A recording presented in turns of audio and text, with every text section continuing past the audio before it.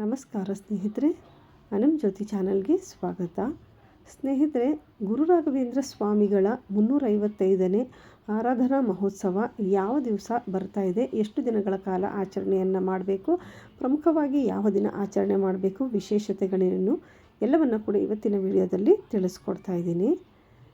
ರಾಘವೇಂದ್ರ ಸ್ವಾಮಿಗಳು ಜೀವಂತವಾಗಿ ಬೃಂದಾವನವನ್ನು ಪ್ರವೇಶ ಮಾಡಿದಂತಹ ಆ ಒಂದು ದಿನ ಏನಿದೆ ಅದನ್ನು ರಾಯರ ಆರಾಧನಾ ಮಹೋತ್ಸವವಾಗಿ ಪ್ರತಿ ವರ್ಷ ಕೂಡ ಆಚರಣೆಯನ್ನು ಮಾಡಿಕೊಂಡು ಬರಲಾಗುತ್ತೆ. ಇದು ಪ್ರಮುಖವಾಗಿ 5 ದಿನಗಳ ಮಹೋತ್ಸವ ಆಗಿದ್ದು, ಅದರಲ್ಲಿ ಪ್ರಮುಖವಾಗಿ 3 ದಿನಗಳು ಹೆಚ್ಚಾಗಿ ಆಚರಣೆಯನ್ನು ಮಾಡಲಾಗುತ್ತೆ.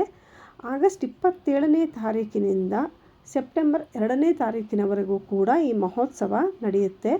ಆದರೆ ಅದರಲ್ಲಿ ಪ್ರಮುಖವಾಗಿ ನಡೆಯುವಂಥದ್ದು 3 ದಿನಗಳು ಆಚರಣೆ ನಡೆಯುತ್ತೆ. ಅದರಲ್ಲಿ ಆಗಸ್ಟ್ 28ನೇ ತಾರೀಕು ಪೂರ್ವಾರಾಧನೆ, ಆಗಸ್ಟ್ 29ನೇ ತಾರೀಕು ಮಧ್ಯಾರಾಧನೆ, ಹಾಗೆ ಆಗಸ್ಟ್ 30ನೇ ತಾರೀಕು ಉತ್ತರಾರಾಧನೆ ಅಂತ 3 ದಿನಗಳ ಕಾಲ ಇದನ್ನು ಪ್ರಮುಖವಾಗಿ ಆಚರಣೆಯನ್ನು ಮಾಡಲಾಗುತ್ತೆ. ಇವುಗಳಲ್ಲಿ ಪ್ರಮುಖವಾಗಿ ಆಚರಣೆಯನ್ನು ಮಾಡುವಂಥದ್ದು ಆಗಸ್ಟ್ 29ನೇ ತಾರೀಕು ಶನಿವಾರ ಮಧ್ಯಾರಾಧನೆಯನ್ನು ವಿಶೇಷವಾಗಿ ಆಚರಣೆಯನ್ನು ಮಾಡಲಾಗುತ್ತೆ. ಕಾರಣ ಏನು ಅಂತ ಹೇಳಿದ್ರೆ, ಇದೇ ದಿವಸ ಗುರು ರಾಘವೇಂದ್ರ ಸ್ವಾಮಿಗಳು ಸಜೀವವಾಗಿ ಬೃಂದಾವನವನ್ನು ಪ್ರವೇಶ ಮಾಡಿದಂಥ ದಿನ. ಹಾಗೆ ಭಕ್ತರಿಗೆ 700 ವರ್ಷಗಳ ಕಾಲ ನಾನು ಇಲ್ಲಿಯೇ ನೆಲೆಸಿ ಭಕ್ತರ ಕಷ್ಟಗಳನ್ನು ಪರಿಹರಿಸ್ತೀನಿ, ಅವರನ್ನು ಕಾಪಾಡ್ತೀನಿ ಅಂತ ಹೇಳಿ ಬೃಂದಾವನವನ್ನು ಪ್ರವೇಶವನ್ನು ಮಾಡಿದಂಥ ದಿನ ಆಗಿರೋದ್ರಿಂದ ಈ ದಿವಸ ಹೆಚ್ಚಾಗಿ ಪ್ರಮುಖವಾಗಿ ಆಚರಣೆಯನ್ನು ಮಾಡಲಾಗುತ್ತೆ. ಇನ್ನು ಆಗಸ್ಟ್ 30ನೇ ತಾರೀಕು ಉತ್ತರಾರಾಧನೆ ಸಮಾಪನೆಯನ್ನು ಮಾಡುವಂಥ ದಿನ.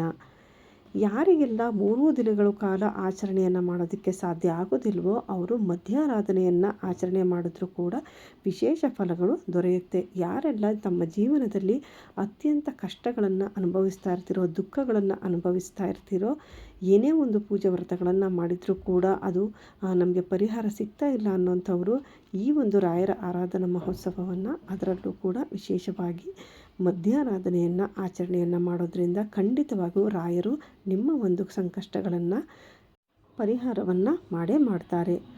ಈ 5 ದಿನಗಳನ್ನು ಕೂಡ ವಿಶೇಷವಾಗಿ ಭಕ್ತಿಯಿಂದ ಆದಷ್ಟು ಶುದ್ಧವಾಗಿ ಆಚರಣೆಯನ್ನು ಮಾಡೋದ್ರಿಂದ ಕಟ್ಟುನಿಟ್ಟಾಗಿ ಯಾರೆಲ್ಲ ಆಚರಣೆಯನ್ನು ಮಾಡ್ತಾರೋ ಖಂಡಿತವಾಗಿ ಶೀಘ್ರ ಫಲ ಅನ್ನೋದು ಸಿಗುತ್ತೆ. ಯಾರಿಗೆಲ್ಲ ಸಾಧ್ಯ ಆಗೋದಿಲ್ವೋ ಅವರು ಇದರಲ್ಲಿ 1 ದಿನವಾದರೂ ಕೂಡ, ಅದರಲ್ಲೂ ವಿಶೇಷವಾಗಿ ಮಧ್ಯಾರಾಧನೆಯನ್ನು ಆದರೂ ಕೂಡ ಆಚರಣೆಯನ್ನು ಮಾಡೋದ್ರಿಂದ ನಿಮ್ಮೆಲ್ಲ ಕಷ್ಟಗಳಿಗೂ ಕೂಡ ಪರಿಹಾರವನ್ನು ಆ ರಾಯರು ಖಂಡಿತವಾಗ್ಲೂ ಕೂಡ ಕೊಟ್ಟೇ ಕೊಡ್ತಾರೆ.